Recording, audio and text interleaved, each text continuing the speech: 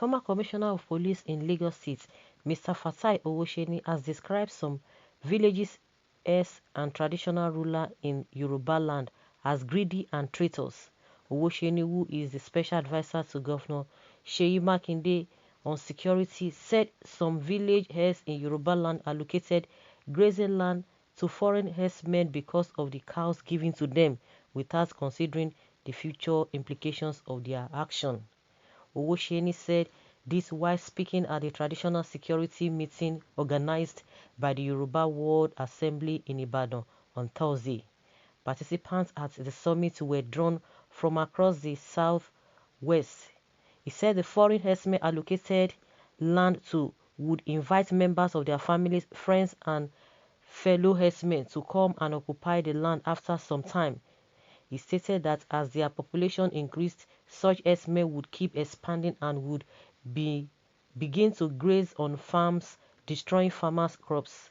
This, he said, was the cause of the crisis between herders and farmers in some settlements, but said Governor Makinde had begun making moves to address this in Oyo State. He said some Bale village heads, traditional rulers, are traitors. This set of leaders would allocate land to foreigners to graze their livestock after collecting some cows from them. They would not even carry anybody along before doing so, but after some years, they would realize that what they did was wrong, but by that time, there would have been clashes. Owosheni, who was also commissioner of police in Benue State before he retired, urged traditional religion worshippers to join the government and security agents in finding solutions to the rising problem of insecurity in the state. The special advisor said there was nothing wrong in security agents using charms to enhance their effectiveness if doing so was in consonance with their belief. There is nothing wrong about that. The chairman, Governing Council of Yoruba World Assembly, Dr. Taye Ayorinde, told participants at the Security Summit, which included hunters, members of Agbekoya and other vigilantes, to support the government to rid the southwest of kidnappers, armed robbers, and other criminals. The convener of Yoruba World Assembly, Dr. Taiwo Victor, said Yoruba race must begin to find how to defend itself from foreigners killing and maiming them and destroying their properties. He said these rampaging foreigners appeared to be enjoying the backing of governments. The backing of government, aside for the fact that some of the traditional rulers have been giving them lands because they didn't know the consequences of all of those things. Of course, you might not even try to blame them at the end of the day but even at that, because if I say they should not be blamed, but how can you just be giving land? You are giving land and you don't even tell them what and what to be done. You are giving them land in exchange of cows. You see? Ordinary cow. And meanwhile, they must have eaten that cow and forget about it. But the land will continue to be there. I don't know. Does it mean that they are bringing development, that you are saying, oh, the way they used to think in those days, oh, let's us give some people land, some companies land, so that they'll come and develop the area? It's not based on that, but because of cow, because you wanted cow. This kind of a thing has happened. Some traditional rulers have been accused in Delta states.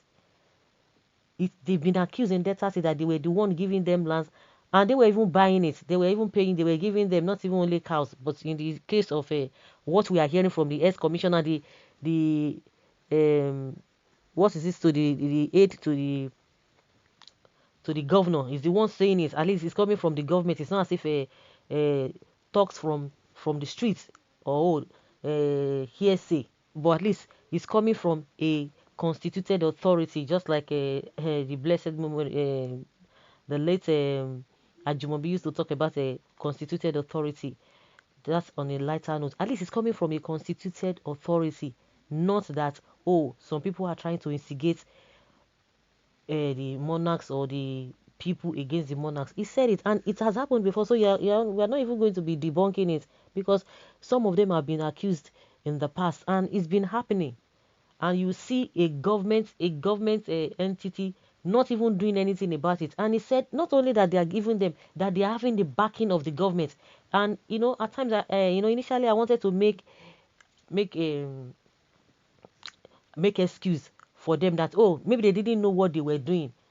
But for the fact that they didn't know what they were doing, they were just giving them land. But now that they now have the backing of the government, that is to tell you that it goes beyond what the traditional rulers did. Maybe now they will begin to recognize that maybe they did that in the past, but since they now realize that this kind of a thing is still happening, or maybe this is what is causing their own people, maybe they will not stop it. But I could remember vividly, so recently, that was last year, when Írŕøř, Gani Adams was talking about these same people. He was complaining about that these people, they are already all over the bushes in the southwest. And one of the monarchs, I think from that Oyo state, came out and said, no, that is not the true story. That is not what is happening. That there's nobody. That is just a misunderstanding, little misunderstanding between the elders. And he was making excuse and trying to defend them. But see what is happening. That means to say maybe that kind of a traditional ruler too. That is one of the people this ex-commissioner is talking about.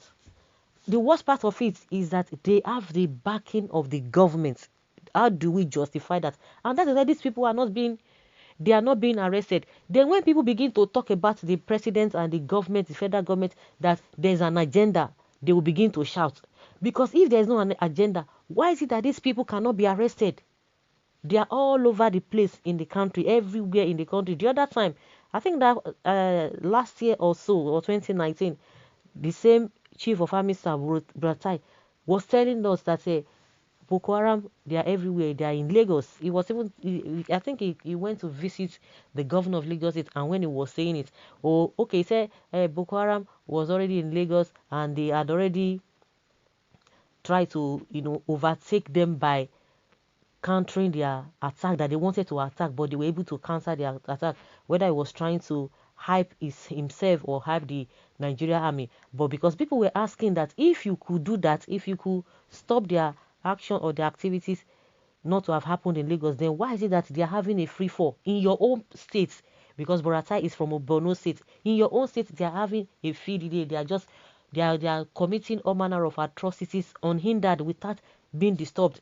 So why would you say that? So people didn't even take him serious, but they know what they are doing. Because if the ex-commissioner could be telling us, it is not just what people are saying, it is the ex-commissioner that is telling us that they are even enjoying the backing of the government. Then what do you call that? When Obasanjo was talking about Fulanization, talking about Islamization, Obasanjo's comment even came after Nnamdi Kanu, because Nnamdi Kanu has been saying that for a very long time.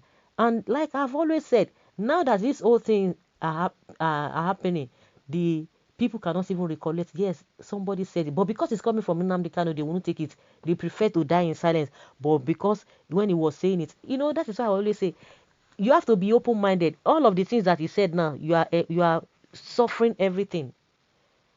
But because of because of the hatred, because you feel that, who is this person that will not be having command, that will be telling us what to do? But it is happening now. The so-called leaders are not saying anything. I'm sure Tinubu will tell us that after all, Evans is a kidnapper too. So why should they be saying it is a Fulani Esme? So because Evans is now a kidnapper, because he confessed that he's a kidnapper, so does they mean that all Igbos are kidnappers? You can even hear such statements from that kind of a leader. And these are the people that will want to vie for the position of presidency. So by the time they get there, that means just forget about it. Now things are happening, they cannot even mention it. Are they being the party that is the ruling party is not the one in charge of the government today, or is not the government of the day today?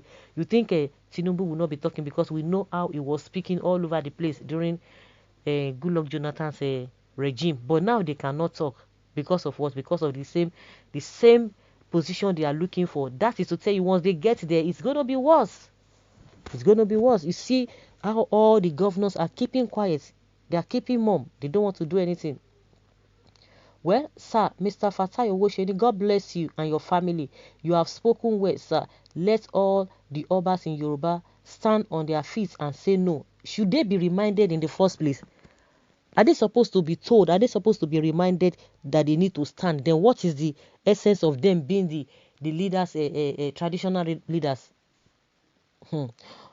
Well, someone say Ogun go kill any Oba, Bale, or any form of traditional rulers that betray Yoruba people. They've started betraying.